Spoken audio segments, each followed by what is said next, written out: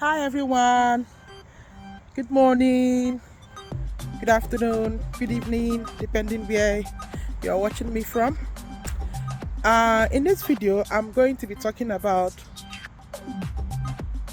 the mistakes that people make in their listening and reading um, test in the ielts exam that cost them failure. The first one, so we'll start with the listening test. So in the listening test, one of the mistakes that people make that makes them to fail the listening test is distraction. One thing with the listening test is once they start playing the audio, it's not going to be paused until it's finished. So once anything that can distract, that will cause distraction, just drift your mind away for a second, will cost you the whole exam, because by the time you realize, you try to figure out where the audio is, the passage that the audio is talking about, maybe the exam would have, you would just hear, this is the end of the listening test. Now, another mistake that people make in their listening test is trying to master the question. No, you shouldn't try to master the question. All you need to do is underline the keywords in the questions and expect to hear those keywords. So just for instance, in the passage, in the question, he said in 1985, so Mr. Raymond did dash.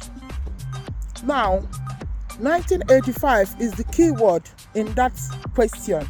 You should underline it and listen. Once you hear in 1985, you know that this is where they are, and you try to listen for the answer. Okay. Now, another mistake that people make in the listening test is taking too much time in choosing an answer, especially the multiple choices. A lot of people fail that section very well. The multiple answer section. Don't take too much time in picking an answer. If you don't know the answer, just pick something and move. It's better to fail one than to fail all. Another mistake that people make in the listening test is expecting to hear same word. For instance, in the section 4 of the listening section, they use a lot of paraphrases there. So you have to know your synonym and antonyms. You have to know them very well. So maybe, for instance, you are expecting to hear the birds, and then in the audio they said the animals that flies. They mean the same thing. So, but if you're expecting to hear the birds, you might miss it. So you also need to master your synonyms. Now let's go to the reading section. In the reading section, the first mistake that people make in the reading section is trying to read the whole passage. This is going to bring a total failure because you don't have the time. Another mistake that people make is, reading the questions casually. Please, in the reading section, try to read every question with meaning. Read meaning into every question. Try to understand what exactly they want from you before you answer. Don't read the question casually, otherwise you might fail it. Another mistake that people make in the reading section is assuming things. Don't assume. Do exactly what the question is asking you or the question requires of you.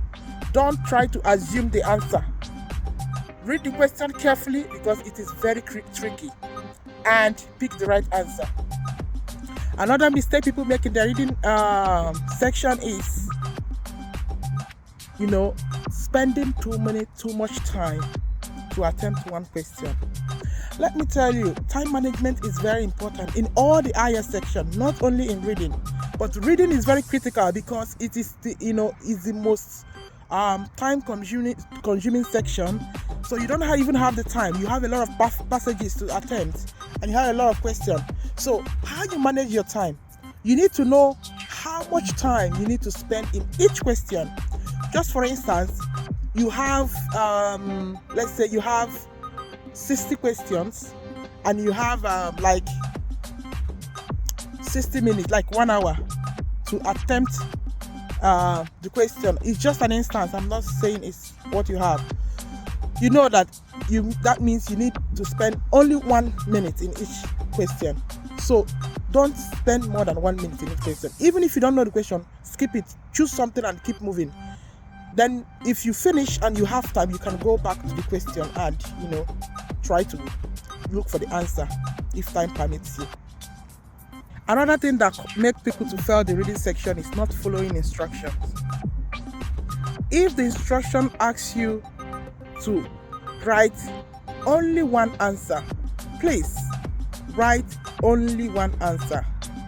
If you said one word, you write only one word. This is also applicable to the listening section.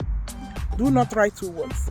If the answer you have in mind or you're thinking about is in 2 words, then that means it's not the correct answer. So you need to find a word that is the correct answer. Another thing that make people to fail the reading section is wrong spelling. This is applicable to all the IELTS section. Please, like I said in my previous video, master your spellings. Don't use ambiguous words that you are not able to, you don't know the spellings. Try to know your spellings, master it very well. The last but not least mistake that people make is, please, this is very tricky and very sensitive. Be careful when you're writing down your answers, because a lot of people have made this mistake and they share their negative experience with me. For instance, now you're trying to write answer of number 3, then you mistakenly go write number 3 in number 4. It can happen to anybody. You skip number 3 and start writing from number 4. Before you realize it, there's no time. They said, stand up, and there's nothing you can do. That is automatic failure. You might think, it's something that it can happen to you. It does happen to people, and what causes it is because when you're trying to be fast to meet up time, when you become anxious, you're scared that the exam is about to finish, and then you haven't done anything. By the time they say 10 minutes remaining, 5 more minutes, you already tensed, and then you start filling in the right answer to the wrong numbers. That is automatic failure. I hope you have learned 1 or 2 things from this video, and I hope you will learn from these mistakes and not make those same mistakes in your IELTS exam. I wish you all the best. Don't forget to like, share, and comment, and also follow my page and also my YouTube channel at The Dynamic Nurse. You can comment any topic you want me to talk about regarding the IELTS exam. Thank you. See you in my next video. Bye.